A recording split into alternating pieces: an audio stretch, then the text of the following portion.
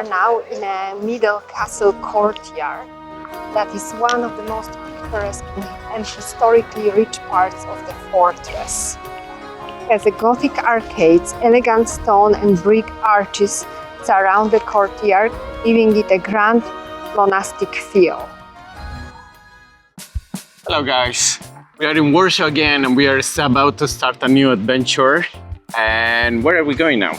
We are going to northern Poland to see a 13th century castle, Malbork. So now we are heading to a central station to take a train, which is the most efficient way to get there. Let's see. And in the meantime, drinking a nice coffee. So enjoy this beautiful scene of Warsaw.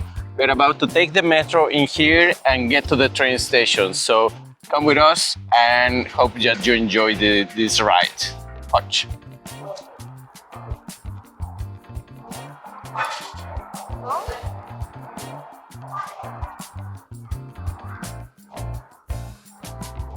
Here is a feeling of like a metro is very clean. You don't have this dust on you like in London. I think in London, unfortunately, so far that was like really the worst.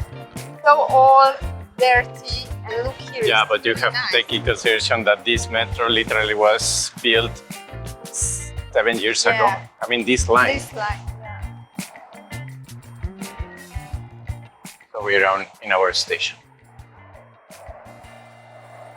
So here we are actually, this street is called Aleja Jana Pawła II, which means is the road of the Jan Paul II, the Polish Pope.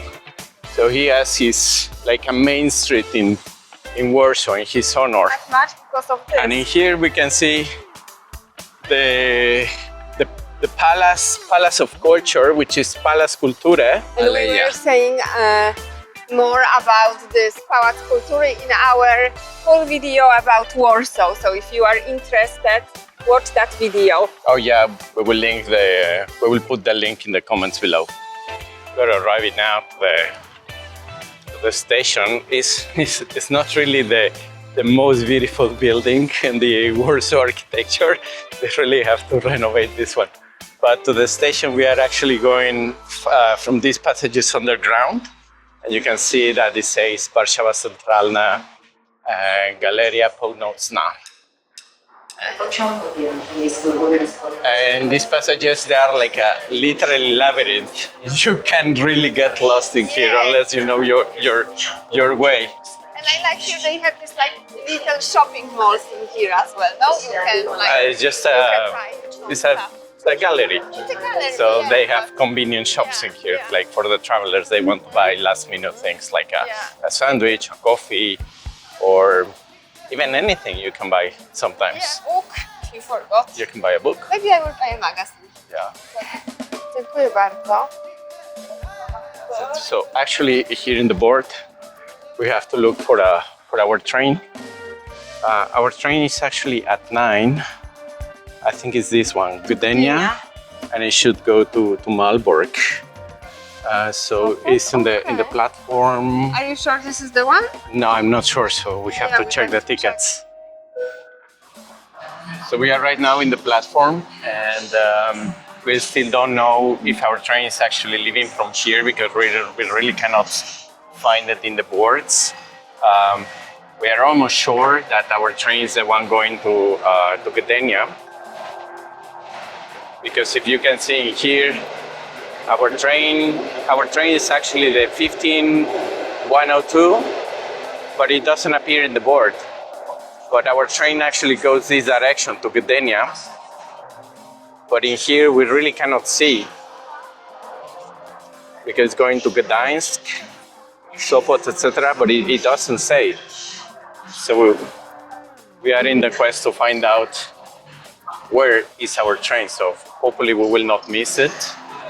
We will try to find in internet if we can find something. There is our train 15102. But why it doesn't say it stops in Malbork? Okay, where, and does it say it's in which platform? If it's a platform 1, we just need to know which track. So it's the first one. And this is And number 7. number 7. That is the track. Should be that one. That's confusing. It is very confusing. So if you are not experienced traveling in Poland, sometimes you just have to trust to your common sense, because sometimes the number doesn't make sense at all. Because they are showing only like a bigger stations, yeah? Yes. So maybe Malbork is not. It's very, very small one.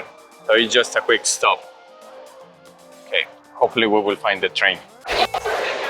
And our train is here. Now. Quite long, okay. But now we have to find the place where we can actually get into the train. Oh, good luck. Oh yeah. Are you ready to fight with your elbows and bite? Yeah, I already gave up. In a sense, we will stand for sure. Okay. Maybe we will make it. Maybe we will make. But I don't know if they have like really booked it and they have a seat. Come here. And they have like such a big gap, so be careful not to push people. Yeah.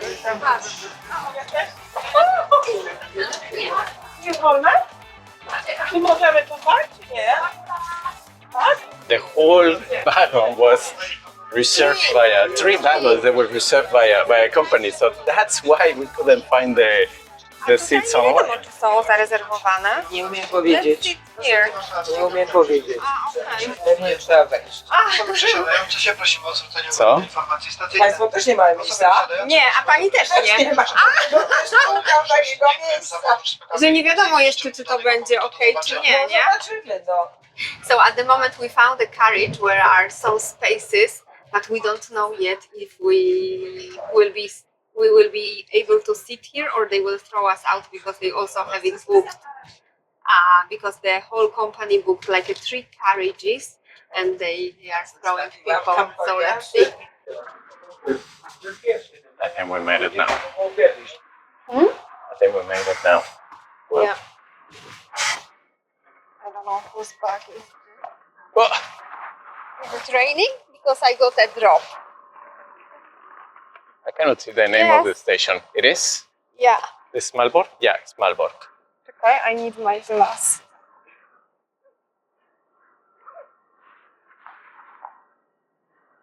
It's raining. So how was the trip on the train? We got extremely lucky because in a train full of people, 3 carriages, they were booked for a company trip. That it was completely booked. 150 people from some company event. They were going to the city for the work event, and we still got the full carriage. And we actually found a space, and we were sitting. All right, well, let's search for our way. Look at the Waiting the room. waiting room. Like a very old-fashioned train station, really from the But old very times. nice, like clean as well. Really nice. Let's have a look in here. The ticket office. Yeah, they also look at beautiful. Look at this. Really, very beautiful. Look at the shields. Yes.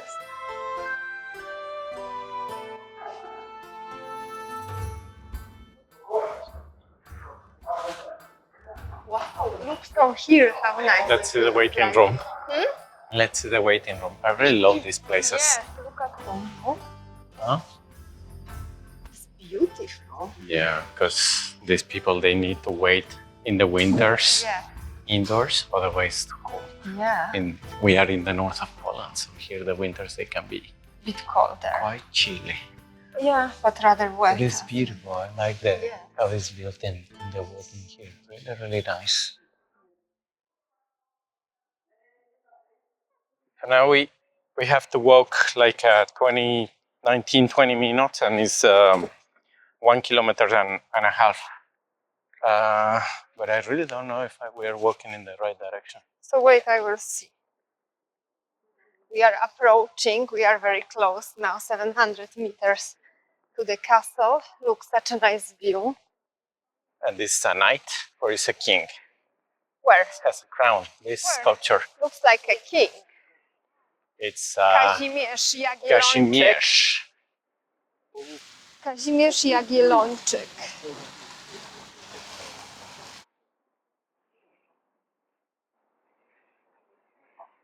Look, a fountain like in Dubai.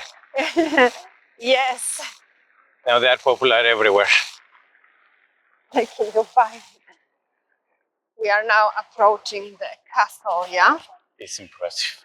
Yeah. Really beautiful, this castle. Look at this.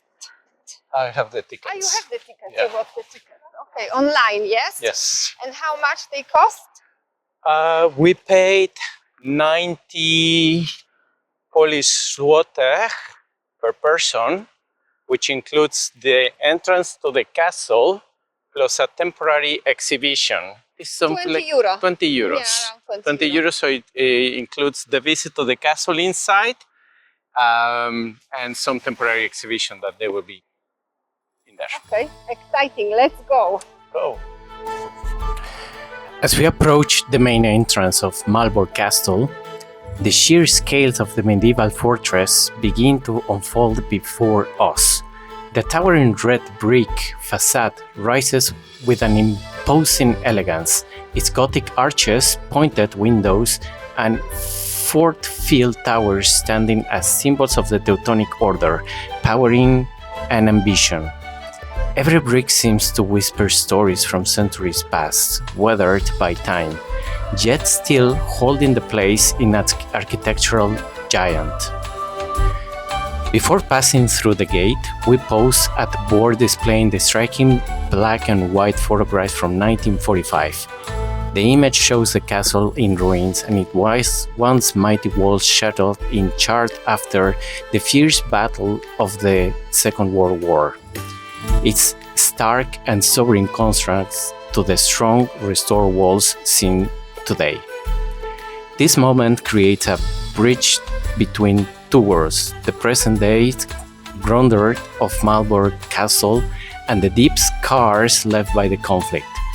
The restoration that followed was nothing short of monumental, an effort spanning decades carried out brick by brick with painstaking attention to historical detail. So what are your first impressions about the castle? Oh, this castle is beautiful. I was here before, but yeah, it's you can see how it's been not reconstructed, but like kind of reconstructed because during the war it suffered really big damages. So you can see here how it's been patched. It's not even cracks; they are patches. Like it was rebuilt. Ah, okay. You see, you can see the new bricks in there, and then the old ones. Because all this part, it was completely reconstructed. Wow. I think. Looks really cool inside. Hey guys, so we just went from the. Actually, we went to the entrance of the castle, and they asked us to come back to the ticket office because we have to have, and it's mandatory, the audio guide. So. Or a guide. You can also hire a guide, but you need to have some guide. Maybe it's good actually. Actually, I was reading in the website the physical guide that the person. It's only in Polish. If you want in a different languages, it has to be with the audio. Yeah. So now we are going.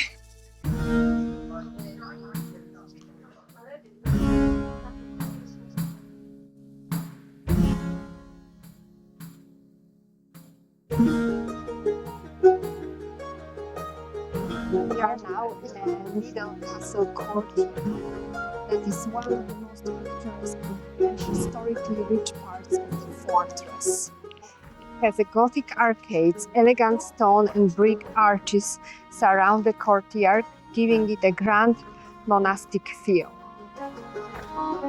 It is really well decorated with a canopy, often the focal point of photos. The well once served as the castle water source. Let's see where is the well. From here we have access to key rooms, like the Grand Master Palace, the refectory, the dining hall and the chapel. The upper walkways have wooden balconies and passageways that allow knights and staff to move discreetly. It's a nice, quiet, reflective step into the history.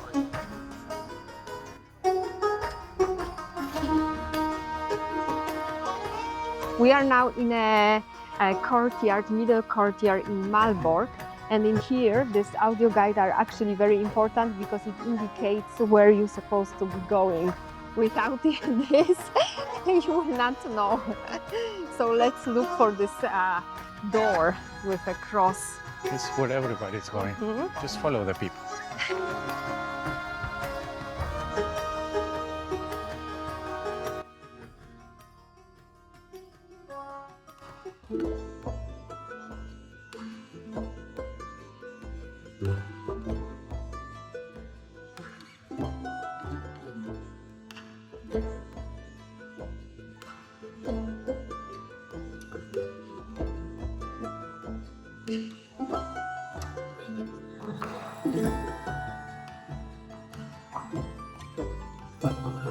And now we are in an attic, infirmary attic. And here we have a display of Polish, Lithuanian Commonwealth.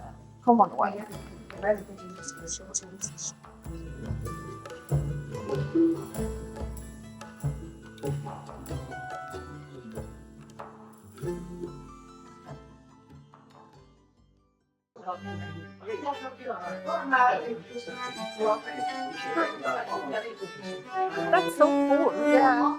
Cool. Yeah. Do you think we can recreate dinosaurs with this DNA? This winter is really cool. This is the place where actually Jurassic Park was born. Yeah. Because in these pieces of amber is where all these insects they were trapped in the inside the stones. So Also, their DNA is trapped in there, so they can extract it and create some monsters.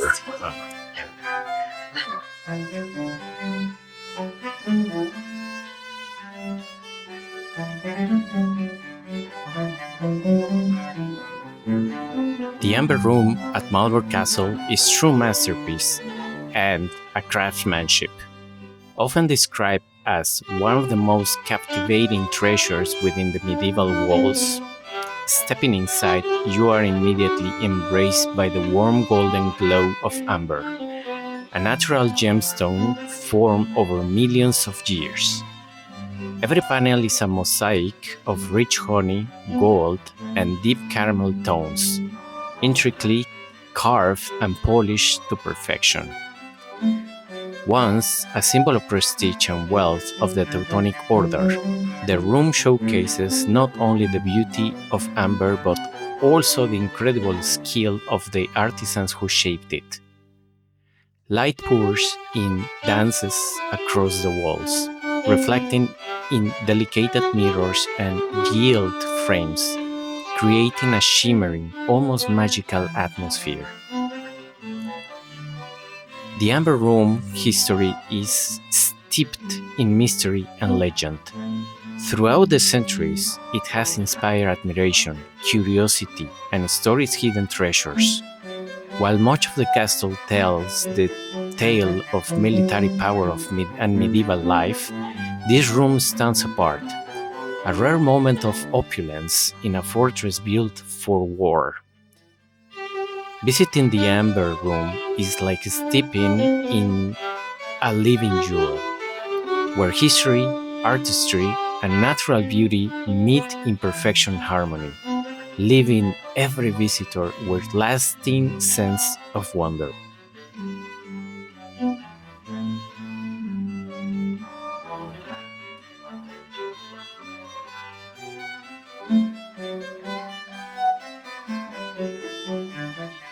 At the end, they are only rock, At the end, they are only rock. No, but they are really beautiful. but also diamonds, they are only rocks. At the end, yes. To the next wing. Now we are going to the main castle, I think. To the upper castle. Yeah. Yeah.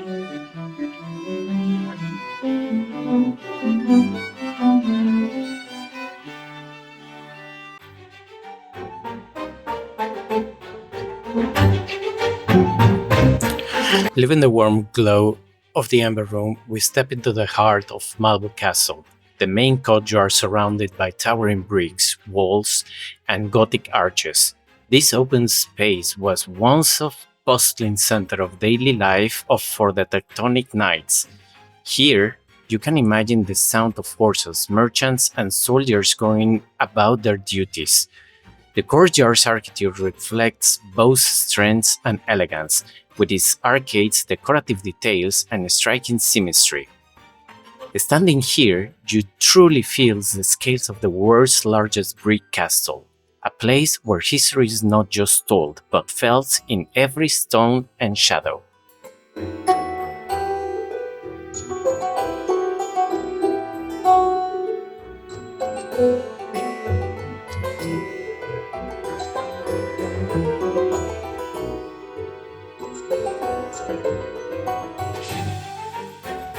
We are just before entering the Is the main tower or the main castle?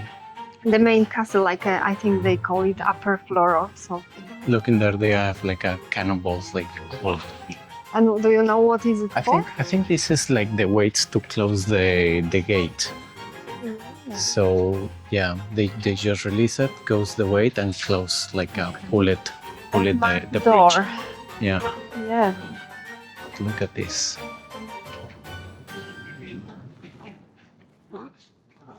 Definitely worth to visit this castle. Oh, it's really cool. Yes. Coming here.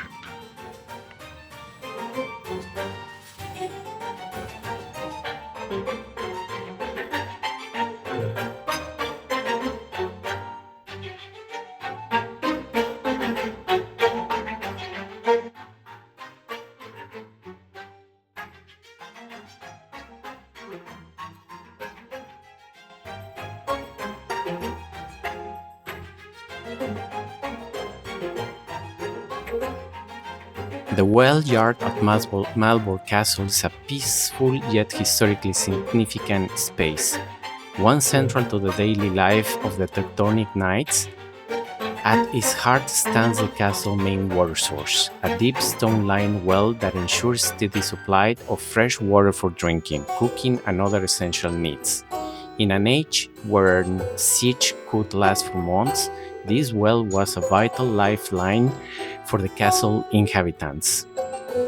Crowning the well is a captivating sculpture of a pelican, an emblem steeped in a medieval symbolism. According to the legend, the pelican would pierce its own breast to feed its young with its blood, a profound act of sacrifice and love.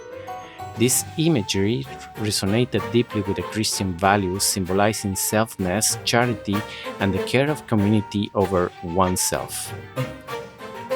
For the Teutonic Order, it was a remembering of duty, service, and devotion. The combination of practical necessity and spiritual symbolism makes the Well Yard an enchanting place to pause during the visit. Surrounded by the warm red brick walls and echoing of history, the gentle presence of the pelican reminds us that even in the fortress built of defense, there was space for beauty, meaning, and the natural spirit of a medieval life. We are sitting above the pantry, where actually the knights they had their emergency food kit that lasted them for 2 years. I'm wondering what they had in there that is lasting 2 years. I don't know, but we don't even have a pantry storage for 1 week. And the recommendation nowadays is to have the pantry to emergency kit for at least 3 days. Yeah, I bet that he didn't have the radio. But yeah, it's very interesting that they could store so much food for that long in the medieval times.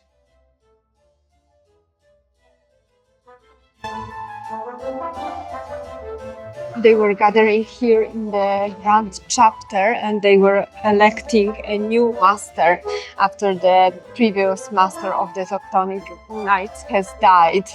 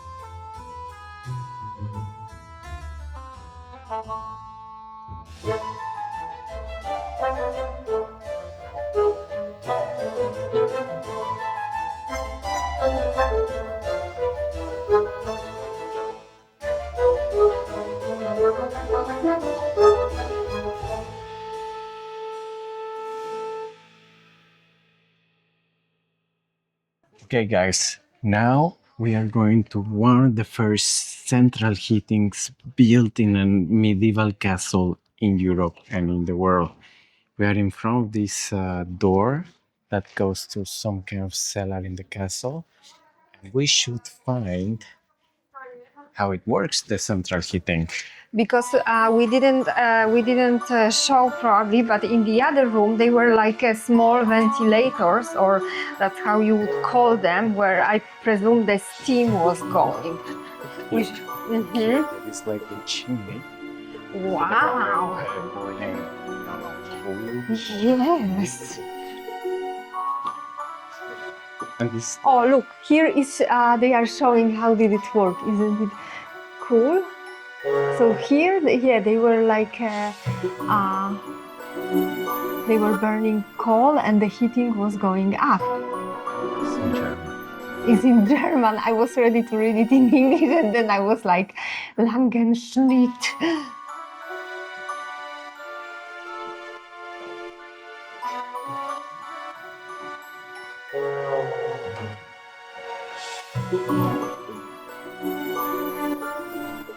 Yeah, like a huge stove. Not really for baking cakes. No. Mhm. Imagine the fire here. Wow. And it was like they had to be super careful not to burn down the castle. So, hey guys, here we find some kind of a nice garden in one of the sides of the castle, and this is absolutely fantastic. So they have these flowers. I don't know what is the name of these flowers. If you know, comment below. But in here you can see that they also have some very nice fountain. And yeah, this is just inside the castle. What do you think? Yes, it's amazing how well everything was organized. They had the kitchen, they had the pantry, they had a garden, they had a church, they had basically everything. The whole city self-sufficient. Really beautiful, really beautiful. Yeah, this is really fantastic. Here you could come and take a rest Mm-hmm. in a garden with a beautiful flowers. Look how you see the walls of the castle, and you can see all the patches of the castle, how it was rebuilt. You can see what it was old and what is actually the new, like the reconstructed part. And I can turn on this. Yeah, you definitely can see how it was basically rebuilt after the war. So guys, do you want another war? Yeah. Probably not, because all these things, I don't know how many times they can be rebuilt, right? So they lose the value all over and over, because And it's so much better to just simply live in peace. Such a beautiful roses. Look. Wow, oh my god, they smell so nice.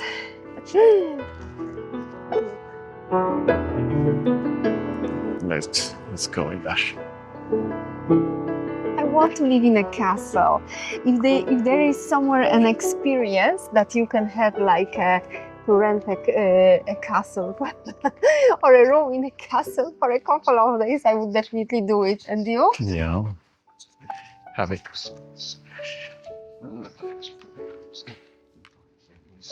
Still, I could see more of this castle. Honestly speaking, it's huge. It's just like a city, little city. Totally, they were self-sufficient. They had everything here. Wow.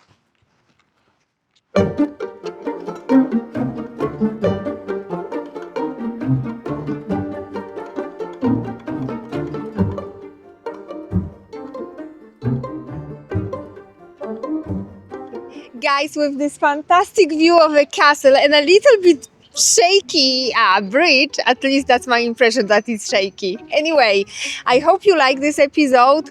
Come visit for yourself. And now go and click like and subscribe and comment. See you in the next time. Enjoy this magnificent view. Bye.